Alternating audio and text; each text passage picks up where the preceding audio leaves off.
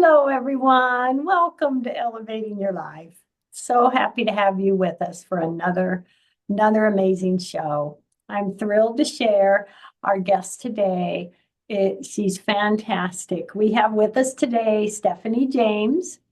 She stands at the intersection of personal transformation and spiritual wisdom, weaving together her roles as a transformation coach, psychotherapist, international speaker, filmmaker, and pioneering podcast host. With an ability to illuminate the path to authentic self expression, she has become a trusted voice in the global consciousness movement. As the creator and host of Igniting the Spark with Stephanie James, she engages in dialogues with the world's most influential thought leaders, scientists, and spiritual teachers. Her weekly podcast, syndicated worldwide, serves as a beacon for those seeking deeper understanding of psychology, spirituality, and human potential. She creates a unique bridge between research and practical wisdom, making transformative insights accessible to audiences worldwide. Her documentary, When Sparks Ignite, currently featured on Humanity Stream Plus, showcases intimate conversations with renowned international changemakers who reveal how life's challenges can become catalysts for transformation. And I do want to share, she has a new book out. It is Your Big Fat Juicy Life and Everything After. So I'm really excited that we're going to be chatting about that. So first off, welcome, Stephanie. Welcome. Oh, thank you, Paula. I just always love being with you. This is such a joy. I love it. We're energy sisters. I love it. Well, let's start with if you want to share, a bit of your background and kind of what brought you to where we're at and what triggered this latest book and tell us about that, please. Yes, I'd love to. This is so interesting because it was just a little over a year ago. It was in March of 2024 that I was interviewing Neil Donald Walsh for my podcast. And just like you and I, Paula, Neil and I got on the screen and we just had this heart to heart connection. And we couldn't get to the interview. We just kept chatting and chatting, and it was all recorded. So we talked for about half an hour and just laughed and had this deep dive. And then at one moment, he just kind of gets still for a minute and he says, Stephanie, you're going to write a new book and you're going to start tomorrow morning. Oh, And the original name for the book was, he said, and the book's going to be called I'm Dying to Tell You About Death, and it's going to have a global impact, and I'm going to endorse this book. And I mean, it was like time stood still. I knew that was a divine calling. And so you better believe the next morning I got up and got to the computer and this book flowed through. And Paula, what was so amazing is my first two books each took 9 months each to write. I really liken it to gestating a baby, and so then after 9 months, this, book is birthed into the world. Well, this book was written in a little under 6 weeks. oh my. And it truly was this divine calling. I always say, I didn't write it, I just allowed it to come through me. And as I was writing it, people started showing up to come and be a part of the book and share their stories in the book. And Wayne Dyer's daughter, Sage Dyer, is one of those. After our interview, she emailed me and said, Hey, I feel like you need to meet my mom. Oh, And so I had this beautiful conversation with her mom and her stories in the book. Ariel Ford, Suzanne Giesman, these just phenomenal people. Oh, Stephen Simon, who's the Academy Award winning producer of What Dreams May Come with Robin Williams and Cuba Gooding Jr. And so all these beautiful souls coming together and really sharing their stories about life not ending with death, that are, just really that eternal spark that is us. that death is really just the next chapter in our book of eternity. It's not the end. And when we are able to befriend that, fear being death being the number one fear that people have, when we're able to befriend that and let go of that fear, this moment becomes more sacred and we're able to thrive in such a beautiful way. So the book's really, we didn't go with that title because the book really is about life. It's about life and love and plugging in. And also, there's a chapter on growing through grief. So it's also how do we encompass the whole journey as being beautiful, that Yeah. it's all a part of this duality of human experience that we signed up for. Would you say that when you become aware that life continues after death, it's like a heavy blanket is lifted off you and you're free? I know myself personally, years ago in my shaman training, we did a journey that went outside our body, and that's where and it just was like a reckoning to me, you know? I'm not afraid of death. I'm beyond death. So would you say when you realize that, it's like you see through new eyes and it just, lightens Yes. everything. Yes, I love that. That's such a beautiful analogy and such a beautiful experience, Paula. I love that you shared that. I feel like I came into this world already knowing, as I share in the book, from a very young age, I was very aware that, oh, we're never born and we never die. It was really just this that we keep going. And so if I needed affirmation of that, I guess I had lots and lots of spiritual experiences growing up that really informed me that life continued. But I would say one of the most powerful experiences that just blew the lid off of any doubt and really solidified this in my life. I share in the book about being 25 and finding out the news from my mother that my aunt had died. I mean, excuse me, was dying.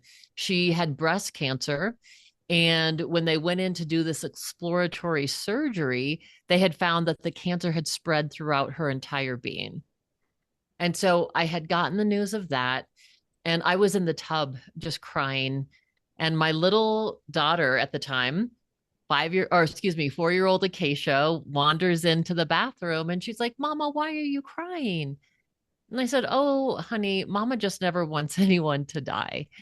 And Acacia is my daughter's name. And I always have to say it's so ironic because Acacia is the Greek word for immortality. And it's the tree of life in Africa is the acacia tree.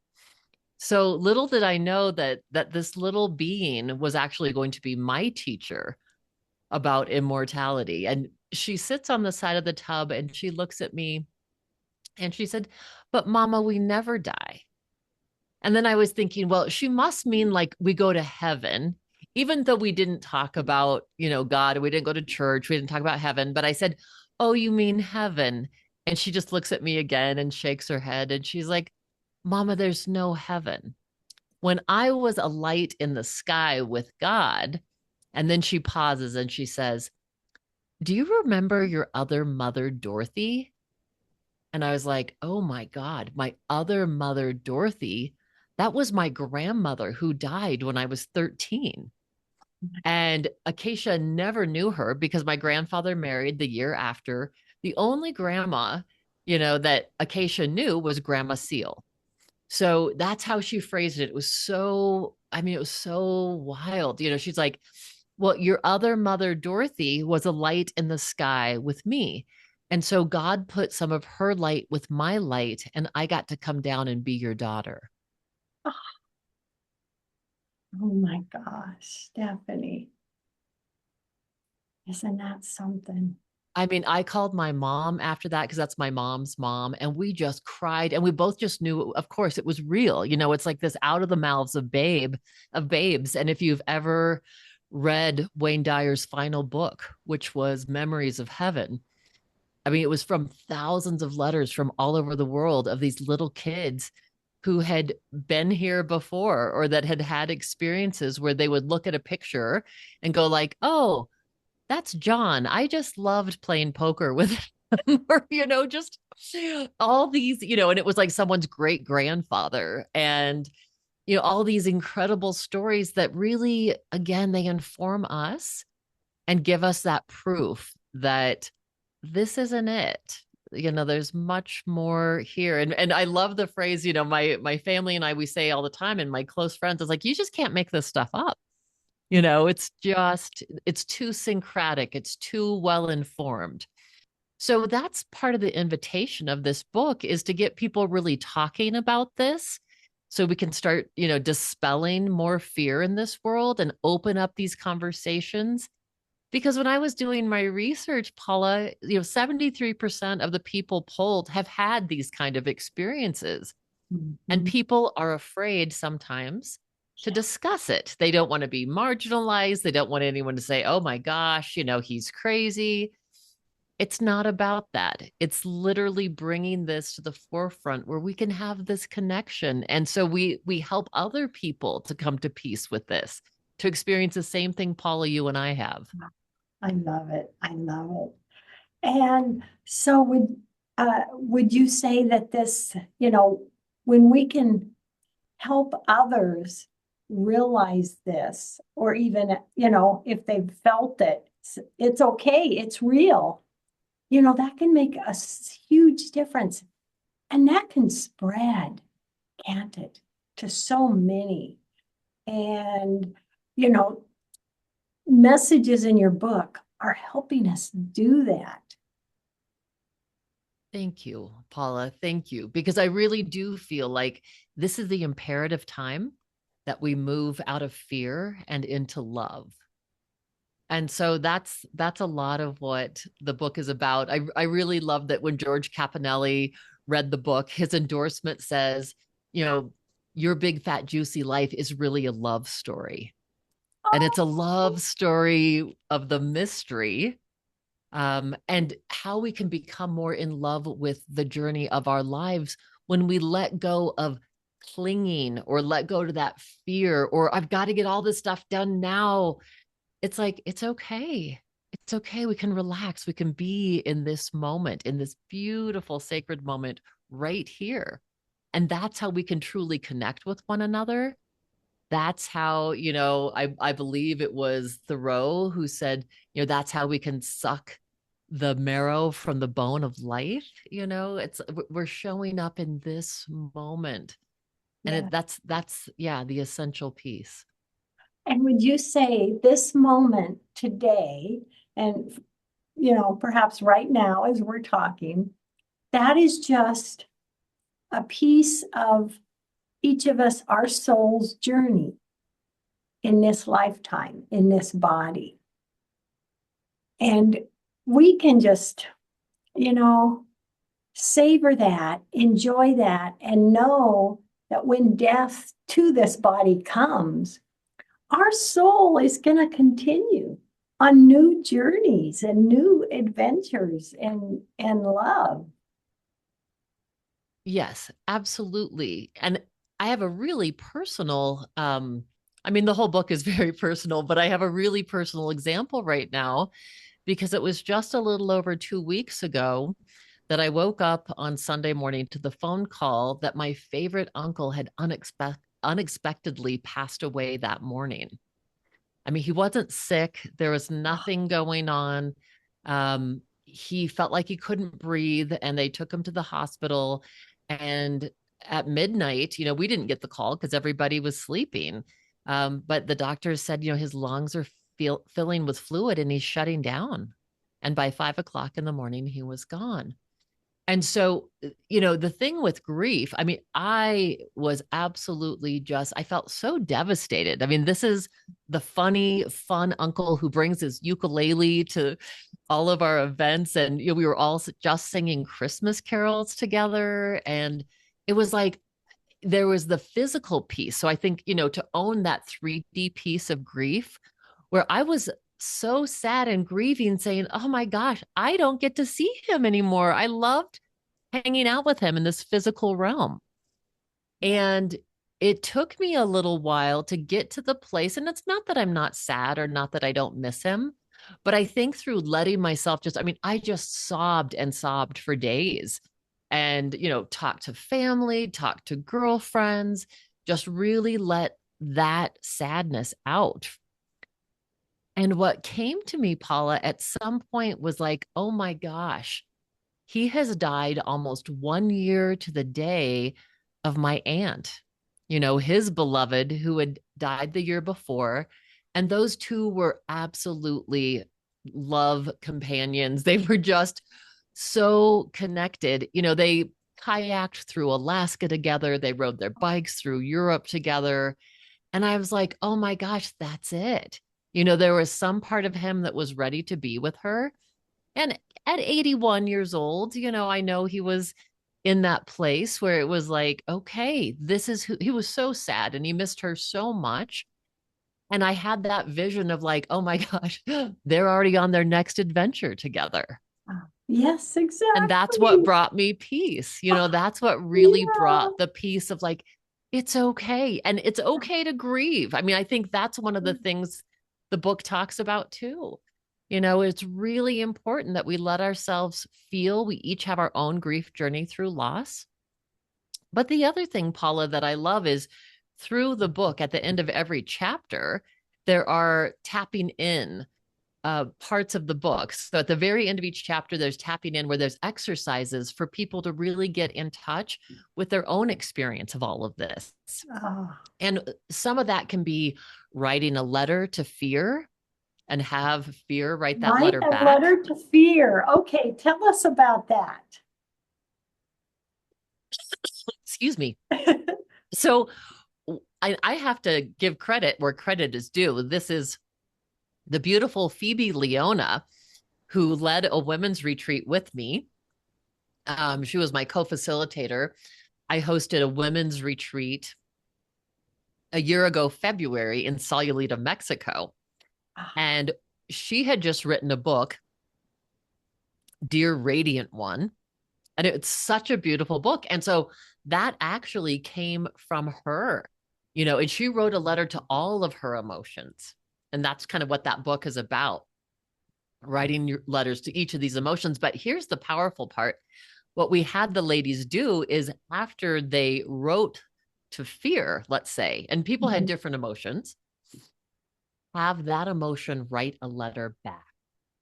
Oh my God. And that is so powerful because you realize, like, for instance, with fear, oftentimes fear is actually just trying to protect us. Mhm. And when it has a voice, it can kind of say to you, like, wow, I had no idea I was coming on so strong.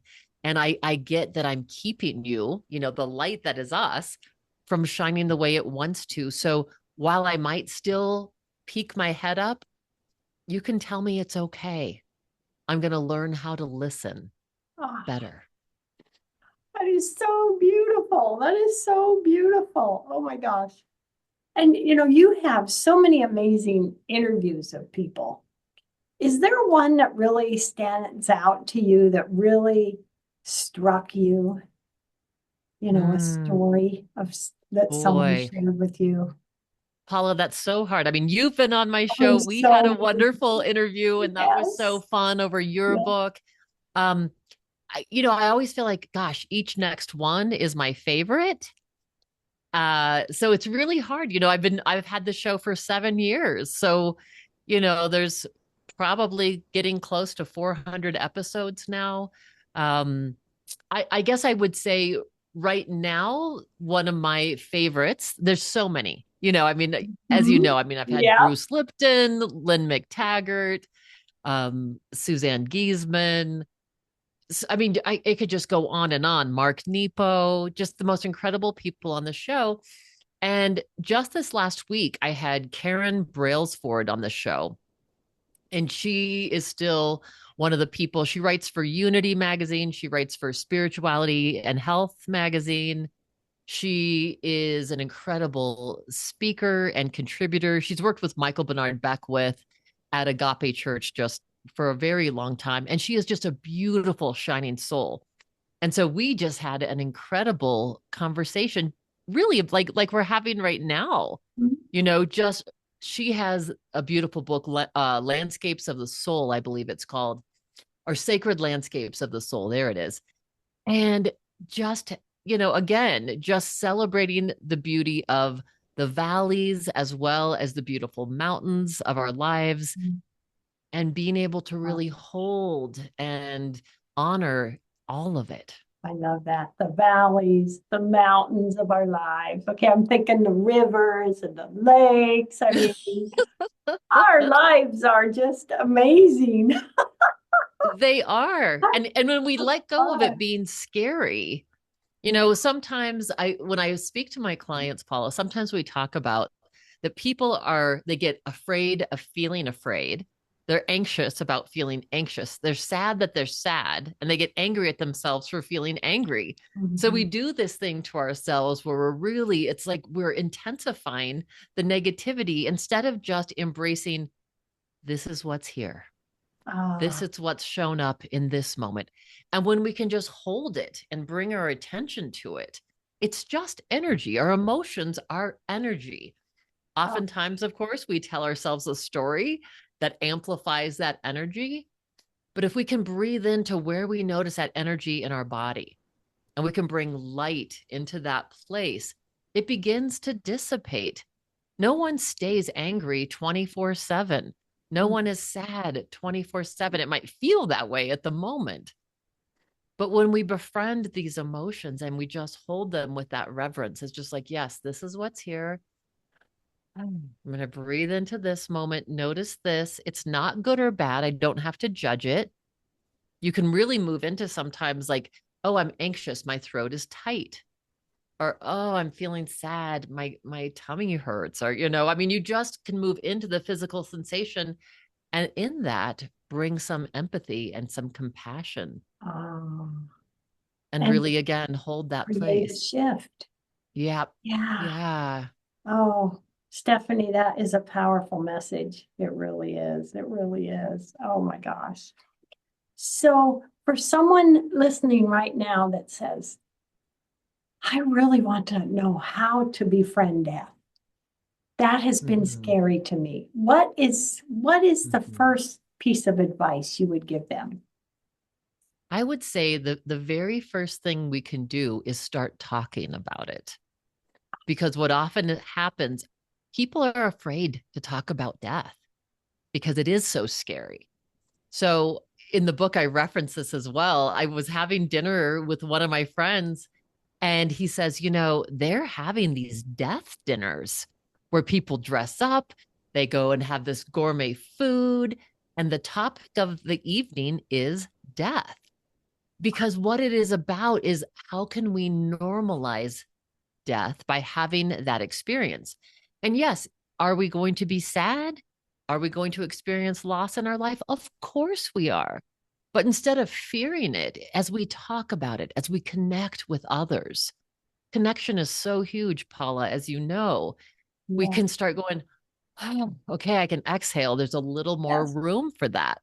So I would say that would be one of the first pieces. But the other piece is for people to really get in touch and in tune with their own eternal spark, and understand that the divine is in us, as us, and shines through us. And Yes. so that involves stopping and pausing and not being so distracted by our everyday bombardment of social media, our phones, or emails, and to become quiet and to really listen to that still small voice inside of us that really is our inner guidance. I call it, it's our inner GPS. And it's really what guided me here to Santa Fe. I've just lived here now in Santa Fe for 6 weeks, and was not planning on living in Santa Fe. But listen to that inner guidance, and miracles have continued to happen. So I think befriending death is also getting in tune with that spark that is us, that is never extinguished. Wind can't blow it out, water can't douse it, Yeah. fire can't burn it out. It is the eternal spark that is us. And so I think the more we can be in touch with that, the more we relax and go, oh, Ah, That's right. I That's love it. Oh, right. Stephanie, I love it. With about 2 minutes left, tell everyone how they can learn more about you and connect and listen to your amazing, amazing podcast. Oh, thank you so much, Paula. Well, the podcast is available everywhere. So it's Igniting the Spark. It's on almost all platforms. And you can go to my website, which is stephaniejames.world. And on that website, you can have access to, ordering my books. There's a trailer for my film. I have a free gift for everyone, which they can download a guided meditation through your chakras, and it's just beautifully relaxing and grounding. Um, and also the other wonderful thing is I have a new website called yourbigfatjuicylife.org where your listeners can go and share their stories. And so it's really a place where people Um, can come and share their experiences, knowing that it's in absolute confidence. Those stories will never be shared, and that you know that you're not alone in whatever journey you're going through, whether it's a loss or whether it's one of your experiences of experiencing life after life, that there's a place for you. And so that is what I'm so excited to share with people right now. yeah, because sharing something that is so huge. Being allowed to share. Oh, Stephanie, you are Yeah. so awesome. We're going to have to do another show because we didn't even know. There's just so much more for you to share. Oh, thank you, Paula. It's just an honor and a joy to be with you. And thank you so much for having me on the show. I am just thrilled. Everybody check out Your Big Fat Juicy Life. And we all have that spark. We are all connected and divine. And boy, that is something really to celebrate and be grateful for, isn't it, Stephanie? It is. This is it. This is our opportunity where we get to move from fear into love and live through our hearts. Oh, thank you so much. I am just so honored to have you on the show and share you with my audiences. Oh my gosh. Mm, Love, thank hugs, and you. blessings, Stephanie. And You as everyone well. out there, love, hugs, and blessings. Thank you so much.